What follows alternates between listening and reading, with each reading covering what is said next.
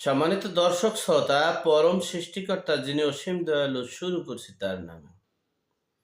আজকের বিষয়টা হলো, বাংলাদেশটা একটা তন্দুরি রুটির সেকার চুলা যেরকমের ধাউ ধাউ করে জ্বলছে, ঠিক সে রকমের বাংলাদেশটা ধাউ ধাউ করে জ্বলতেছে। সেখানে কাউকে নিষ্পাপ, কে নিষ্পাপ, কে নিষ্কলঙ্ক, কে কোন ধর্মের, সেটা দেখার বিষয় না।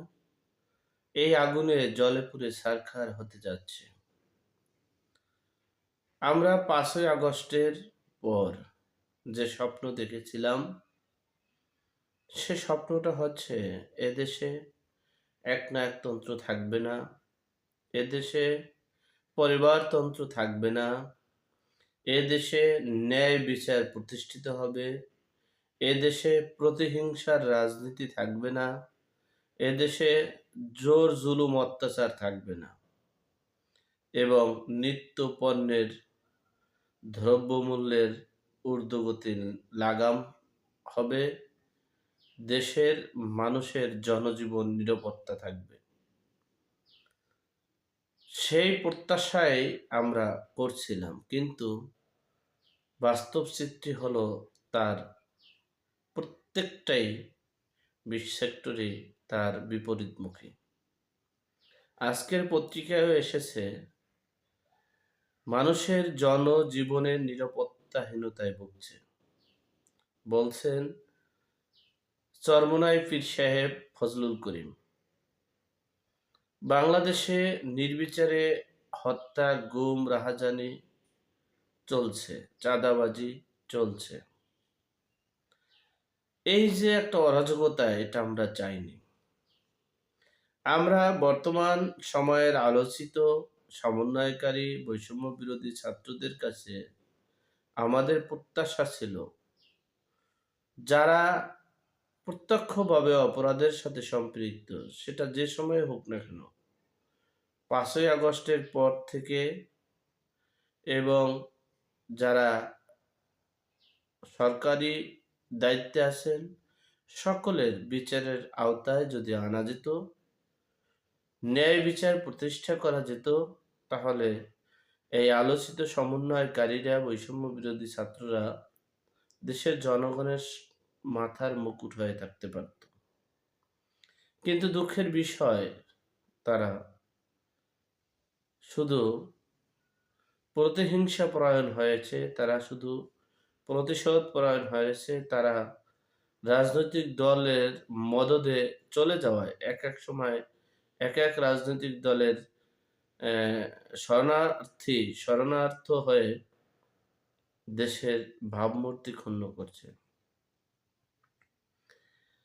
এরপরে আপনারা প্রতিটি মুহূর্তে আপনারা এই নতুন তরুণ উপদেষ্টা পরিষদের উপদেষ্টারা তারা দেশটা একটা প্রতিবেশী দেশ ভারতের সাথে যুদ্ধের জন্য বিভিন্ন পায়তারা চালাচ্ছে।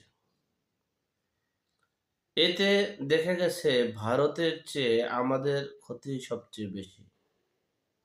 আপনারা দেখেছেন প্রতিটা সপ্তাহে, প্রায় বলতে গেলে প্রতিটা দিনই, এই বিএসএফ এই বর্ডারে এই বাংলাদেশি নাগরিকদেরকে ধরে নিয়ে যায়, গুলি করে মারে, হত্যা করে, রাহাজানি করে, জেলে দিচ্ছে।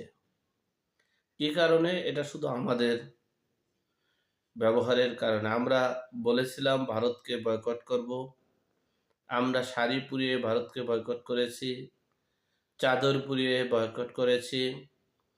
এরপরে আমরা ভারতের ত্রিপুরা, আসাম, মণিপুর রাষ্ট্রকে বাংলাদেশের মানচিত্রের দিকে নিয়ে এসেছি। এরপরে ভারতের সাথে চোখে চোখ রেখে কথা বলতে হবে।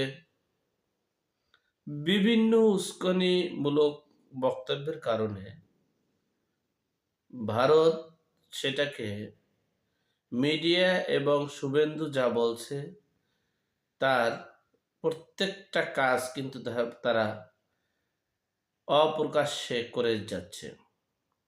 আপনারা দেখেছেন ৭০ জন নাবিক সহ জাল এবং ট্রলার সবকিছু জব্দ করেছে। প্রতিনিয়ত হত্যা করেছে বর্ডারে এবং গরু ব্যবসায়ীদেরকে ধরে নিচ্ছে। গতকালকেও ৮ জনকে ধরে নিয়ে গেছে। এই যে নাগরিকদেরকে প্রতিদিন হত্যা, ধরে নিয়ে যাওয়া, গুম করা, রাহাজানি করা, এটার কারণ হচ্ছে আমরা দায়ী। আমরা ভারতের সাথে যুদ্ধ করব। ভারত আমাদের সাথে পারবে না। ভারত বয়কট করব। ভারতের কোনো কিছু দরকার নয়। ভারতের অর্ধেক রাষ্ট্র আমরা নিয়ে নেব। আমরা স্বাধীন করব। এতে প্রতিনিয়তই আমাদের আতঙ্কিত হচ্ছে। তিনি তো ওই এসি রুমে থেকে ভালো চেয়ারে বসে, গাড়িতে বসে সফর করে কথাগুলো বলছে। কিন্তু বাংলাদেশের জনগণ হত্যা হচ্ছে, জনগণ গুম হচ্ছে, জনগণ নির্যাতিত নিপীড়িত হচ্ছে। যাই হোক, আমরা এই যে আজকে গতকালকে রাত্রে যে ১৪ জনকে ধরে নিয়ে গেছে, আপনারা পারলে বা ভারতের ১০ জনকে ধরে নিয়ে আসেন। ৭০ জনকে জেলে সহ নৌকা সবকিছু সহ আটকিয়ে রেখেছে। পারলে আপনারা ৩৫ জনকে এরকমের ভারতের আনেন, যারা ভারত বংশোদ্ভূত আনেন, পারবেন না। তাহলে কেন এই মিথ্যা মরীচিকার দিকে ধাবিত হয়ে দেশটাকে একটা যুদ্ধের দিকে ধাবিত করে, দেশটাকে একটা দেশের সাধারণ জনগণের জীবন মালের নিরাপত্তাহীনতায় রেখে আপনারা কেন এভাবে এই বিশৃঙ্খলার দিকে ধাবিত হচ্ছেন?